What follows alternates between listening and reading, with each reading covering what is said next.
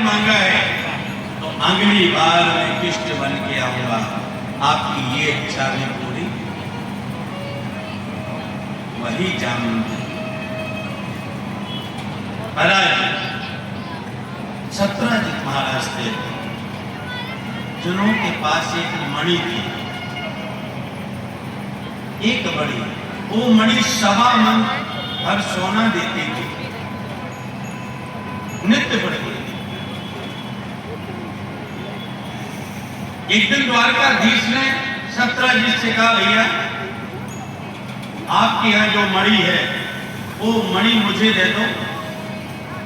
आपके घर में 2.5 इंसान हैं, इतना सोने का क्या करोगे? मुझे मणि दे दोगे तो ये सोने से मैं प्रजा का भला करूंगा, द्वारिका की प्रजा का भला होगा। सत्राजित महाराज ने मना कर दिया। एक दिन सत्राजित का छोटा भाई प्रसन्न मणि को गले में पहन करके जंगल में शिकार खेलने गया।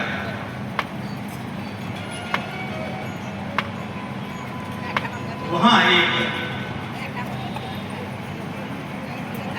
सिंह ने, भालू ने प्रसन्न को मार करके उस मणि को ले गया। इधर सत्राजित ने हवा फैला दी, भगवान पर कलंक लगा दिया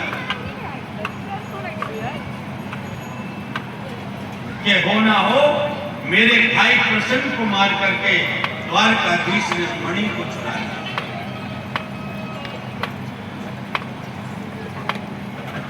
मेरे द्वारकाधीश को मालूम पड़ा कि मुझे कलंक लगा, और महाराज ये कलंक इतना बुरा होता है, झूठा कलंक लगा। कभी कभी महाराज झूठे कलंक भी लग जाते, इंसान ना भी करे तो भी। कहीं भी चली जाइए, जेल होता है, जेल में कम से कम 40% बेगुनाह लोग जेल में हैं, बेगुनाह, लेकिन उनका समय और गिरह, जब समय ठीक नहीं होता है, हमारे गिरह अनुकूल नहीं होते हैं, तब हमको कलंक लगता है। और महाराज भगवान का समय कलंक लग सकता है तो हम आपको इंसान। आज मेरे द्वारकाधीश को रात भर नींद नहीं आई, मेरे ऊपर कलंक लगा, चोरी, भगवान के ऊपर कलंक। रात में रुक्मिणी से कहते, रुक्मिणी जीवन में सबसे बड़ा होता है, सबसे बुरा होता है, और झूठा कलंक लगना। रुक्मिणी ने कहा, चिंता मत, सब कुछ ठीक हो जाएगा। आप अपने गुरु का ध्यान करो, भगवान, भगवान से रुक्मिणी कहते हैं गुरु का ध्यान, इष्ट का ध्यान। और गुरु एक ऐसे होते हैं, ब्राह्मण ऐसे होते हैं जिनके पास हर चीज का तोड़ होता है, हर चीज। महाराज संसार में दुख आया है तो सुख कैसे लेके आना है, ये भी तोड़ गुरुओं के हाथ से। गुरु और ब्राह्मणों के मंत्रों में वो ताकत है कि भगवान को कहीं भी बुला लेंगे।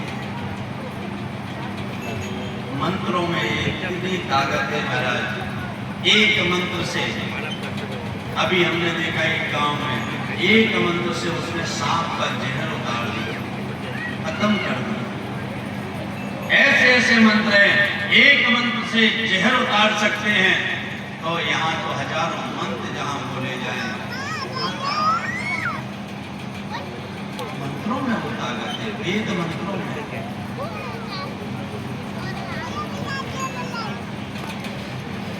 एक भक्त भगवान के पास गया। ये बताना चाह रहा हूं कि गुरु और ब्राह्मणों के पास हर चीज का है। एक भक्त भगवान को प्रसन्न किया और भगवान से मांगा, हे परमात्मा, मुझे इस संसार की सारी चीजें दे दीजिए, सब कुछ दे दीजिए। अरे उसको ये नहीं मालूम कि जो सारी चीजें दे रहा है हम उसी को मांग लें। नहीं, भगवान ने भी कह दिया, जा, मैं प्रसन्न हूं, खुश हूं, लेकिन हर दिन तू एक चीज मांगेगा और दोबारा उस चीज को रिपीट नहीं करेगा। जो चीज आज मांग ली वो कभी नहीं मिलेगी। रोज मांगना, और जिस दिन कोई चीज तू नहीं मांगेगा उस दिन मैं तुझे मांगूंगा। भगवान ने कहा मांगो। उस भक्त रोज भगवान के पास जाए, रोज एक चीज मांगे, भगवान दे दे। संसार की कोई ऐसी चीज नहीं बची जो उसने नहीं मांगी, सब कुछ दिया भगवान ने। एक दिन रात में चिंता में इधर से उधर करवट बदल रहा था। पत्नी ने पूछ लिया, क्यों नींद नहीं आ रही, क्या दिक्कत है? बोला, देवी मैं बड़ा परेशान हूं।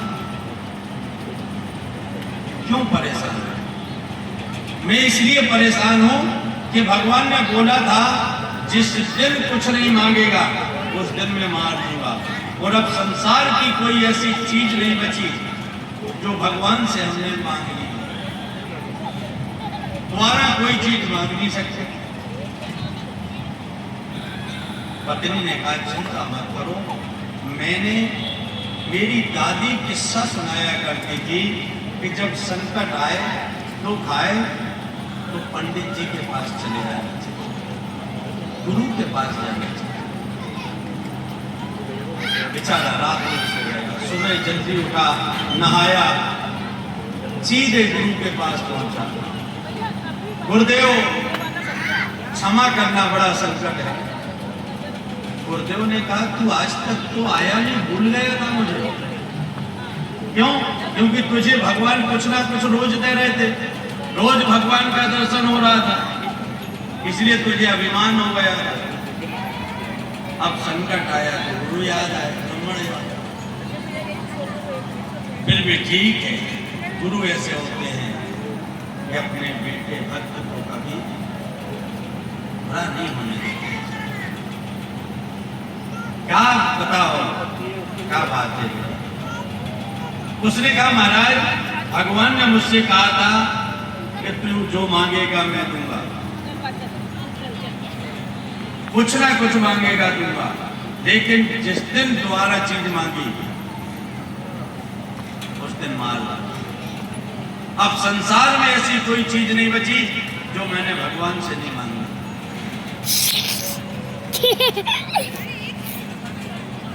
महाराज गुरुदेव तो गुरुदेव है, बोले तूने सब मांग लिया? बोले सब मांग लिया महाराज।